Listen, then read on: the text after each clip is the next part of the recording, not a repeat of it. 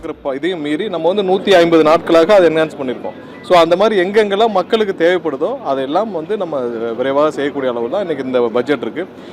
இது குறைந்த கால அடுத்த பட்ஜெட்டுக்குள்ளே நம்ம இருக்கிற நிதிநிலையை சரி பண்ணி இப்போ இருக்கிற பட்ஜெட்டை வைத்து இப்போ இருக்கிற நிதிநிலையை வச்சு எவ்வளோ தூரம் மக்களுக்கு திறமையாக எல்லாத்தையும் சரி செஞ்சு கொடுக்க முடியுமோ அதை வந்து தமிழக அரசு நம்மளுடைய முதல்வர் அவர்கள் ஆலோசனை பேரில் அனைத்து துறையிலும் செஞ்சுட்டு வராங்க. உங்க எல்லாரும் தெரியும் தமிழக நிதிநிலையில் எவ்வளோ மோசமாக இருக்குன்னு. இருக்கிற எல்லா பொதுத்துறை நிறுவனமும் எவ்வளோ மோசமான நிலைமையில் இருக்குன்னு. மின்சார வாரியமாக இருக்கட்டும், இல்லை போக்குவரத்து துறையாக இருக்கட்டும், இல்லை மற்ற பொதுத்துறை இப்போ ஆவினாக இருக்கட்டும், எல்லாமே வந்து மூடும் அளவிற்கான நிலைமையில தான் இவர்கள் விட்டு சென்றிருக்காங்க. நிதிநிலை வந்து எங்கேயுமே வந்து நிதி ஆதாரம் வந்து சொல்றாரு, நேற்று எடப்பாடி சொல்றாரு புதிய ஆதாரத்தை பெருக்குவதற்கு எந்த முயற்சி செய்யலன்னு. நீங்க என்ன செஞ்சீங்க? புதிய ஆதாரத்தை பெருக்கிறதுக்கு திரு எடப்பாடி அவர்கள் என்ன செஞ்சாரு? எதுவும் செய்யல. சரி, 5 வருஷத்துக்கு முன்னாடி திரு ஸ்டாலினும் திரு உதயநிதி அவர்களும் இதே இடத்துல தான் வந்து போனாங்க. அப்போ நீங்க புதிய அளவில் நிதி ஆதாரத்தை பெருக்க என்ன செஞ்சீங்க? எதுவும் செய்யல. ஆனால் கண்டிப்பாக முதல்வர் அவர்கள் எல்லா விதத்திலும் இதை சீரமைக்கும் வேலையை செஞ்சுட்டு இருக்கிறார். புதிய அளவில் வேற ஏதாவது நிதி ஆதாரங்களை பெருக்குவதற்கான வேலையும் முன்னின்று செஞ்சு கொண்டு இருக்கிறார். கண்டிப்பாக இது திருத்தப்பட்ட பட்ஜெட்டு. ஏன்னா திருத்தப்பட்ட பட்ஜெட்டில் எந்த விதத்திலும் மக்களுக்கு பாதிக்காத விதத்திலும் புதிய அளவில் எந்தெந்த இடத்துல செயல்படுத்தணும் அதெல்லாம் செயல்படுத்துவார். அது இல்லாமல் இப்போ நெல் கொள்முதலுக்கு ஆதார விலையும் கரும்புக்கான டன் ஆதார விலையும் கண்டிப்பாக முதல்வர் ஆலோசிச்சுட்டு வர்றார். இன்றைக்கி வந்தவங்களும் அதை சொல்லியிருந்தாங்க. கண்டிப்பாக முதல்வர் எல்லா விதத்திலும் ஆலோசித்து கண்டிப்பாக தேவையான நேரத்தில் முதல்வர் வந்து எல்லா விவசாய சங்கம் எல்லாத்தையும் ஆலோசிச்சுட்டு உடனடியாக முதல்வரும் அது சம்மந்தமாக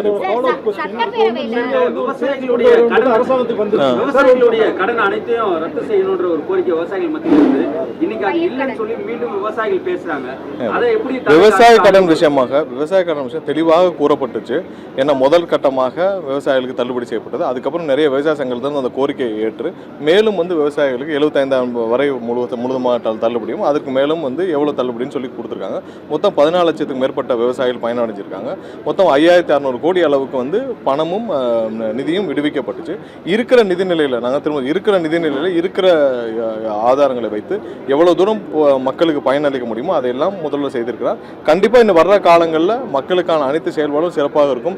ஏன்னா இப்போ அந்த தங்க மோதிரமாக இருக்கட்டும், தாலிக்கு தங்கமாக இருக்கட்டும், ஏன்னா இதெல்லாம் வந்து ஒரு நல்ல திட்டம், பல ஏழை பெண்களுக்கு பயனளிக்கும் திட்டம். அதெல்லாம் முன்னாடி இல்லாமல் இருந்துச்சு. அதெல்லாம் திரும்ப செயல்படுத்தி கூட ஒரு பட்டுப்புடவையும் கொடுத்து ஏன்னா இன்னைக்கு ஒரு தங்கம் வாங்கி ஒருத்தர் திருமணம் செய்யணும்னா நடக்காத காரியம்.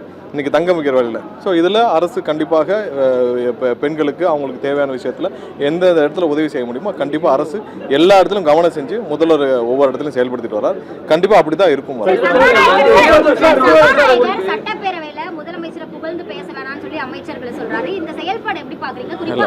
அந்த மாதிரி அதாவது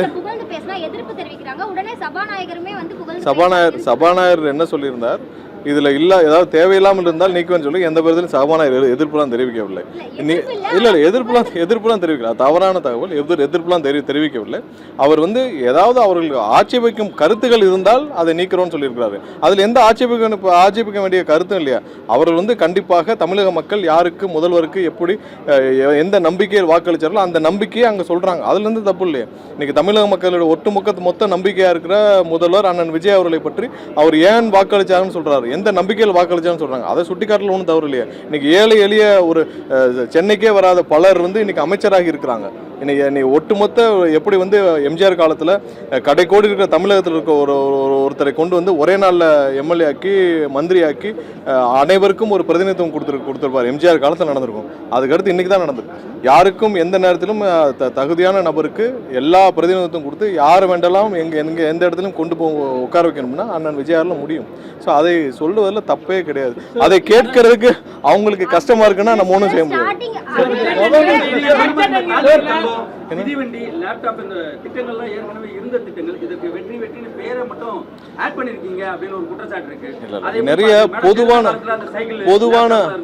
பொதுவான பெயர்களில் நம்ம வைக்க வேண்டிய மட்டும் தான் நம்மளுடைய நோக்கம். ஏன்னா பொதுவான பெயர்களில் வைக்க வேண்டியதுதான். நிறைய இடத்துல அவங்களுடைய சொந்த பெயர்கள் அவர்களுடைய பெயர்களில் வைக்க வேண்டியதெல்லாம் இது மக்களுக்கு தேவையில்லாத குழப்பத்தை வருது. பொதுவான பெயர்களில் வைக்க வேண்டும். அதில் ஒரு சில செயல்வடிகளும் மாறி இருக்கும். அதெல்லாம் சேர்த்து தான் இன்னைக்கு பண்ணிருக்கோம்.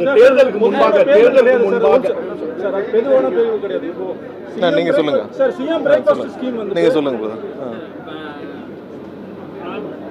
பட்ஜெட் என்கிற பெயர்ல முதலமைச்சருக்கு அமைச்சர் வந்து கால்ரா அடிச்சிருக்காரு. காவிரி வந்து தண்ணீரும் எந்த இடத்துல இந்த பட்ஜெட் வந்து திட்டங்கள் காவேரி விவகாரத்துல ரொம்ப தெளிவா சொல்லியாச்சு. நம்ம உச்சநீதிமன்றத்தில் 2 மனு தாக்கல் செய்திருக்கோம். ஒன்று வந்து மேகதாதுல அவங்க வந்து இப்போ தண்ணீர் விடவில்லை என்பதற்காகவும், அடுத்து மேகதாது விஷயத்தில் இப்போ ஏற்கனவே கொடுத்த வழிகாட்டுதலை எதிர்த்து, அதாவது போன இது மத்திய நீர்வள துறை வந்து அவங்க சார்பாக காவேரி படுகையில் இருக்கிற எல்லாத்தையும் வந்து அவங்க அங்கே வர்ற ப்ராஜெக்ட்ஸ் எல்லாம் நீங்கள் வேலிடேட் பண்ணுறதுக்கான ஒரு வழிகாட்டுதல் கொடுத்துருக்காங்க. அந்த வழிகாட்டுதலையும் நம்ம எதிர்த்து 2 மனு தாக்கல் செய்துள்ளோம். நம்மளுடைய உரிமைகளை மீட்கிறதுக்காக நம்ம எல்லா வேலையும் செய்வோம். கண்டிப்பாக அதுக்கான எந்த டிலே இல்லாமல் நம்ம வந்து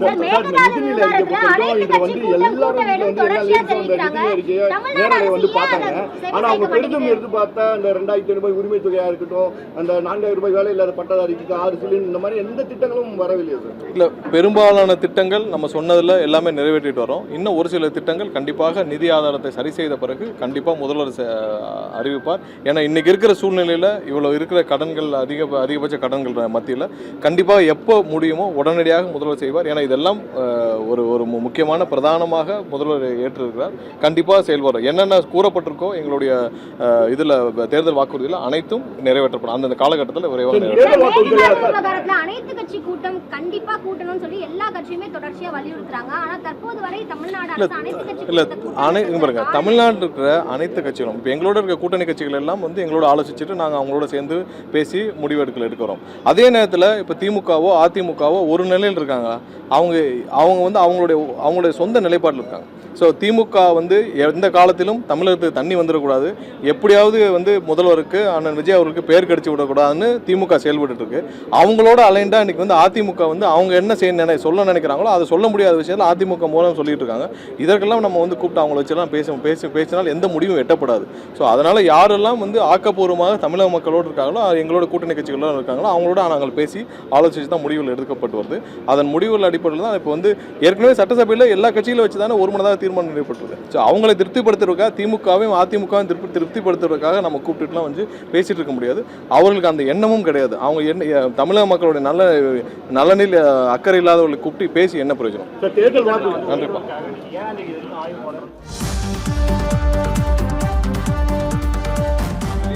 சுமார் 1,60,000க்கும் மேற்பட்ட ரீஅசஸ்மெண்ட் வந்து முடிஞ்சிருக்கு.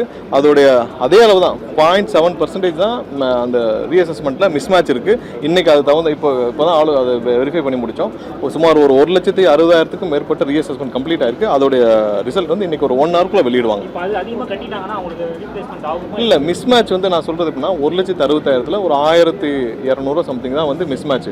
இது வந்து 0.07. அதில் மேக்ஸிமம் எப்படின்னா டோர் லாக், இப்போ ஒரு வீட்டுக்கு போகிறாங்க, டோர் லாக் ஆகுது, அவங்க ப்ரீவியஸ் இதை போகிறாங்க. மிஸ்மேட்சுங்கிறது நீங்கள் இவ்வளோ அதிகமானலாம் சொல்லணும். மிஸ்மேட்சுங்கிறது அந்த ரீடிங் எக்ஸாக்ட் ரீடிங்க்கு இதுக்கும் மிஸ்மேட்ச்.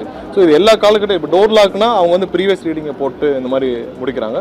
ஸோ அந்த ரீடிங் தான் தவிர்த்து நீங்கள் இங்கே சொல்லப்பட்ட மாதிரி பெரிய அளவில் அந்த மாதிரிலாம் பெரிய அளவில் எந்த தவறும் கிடையாது.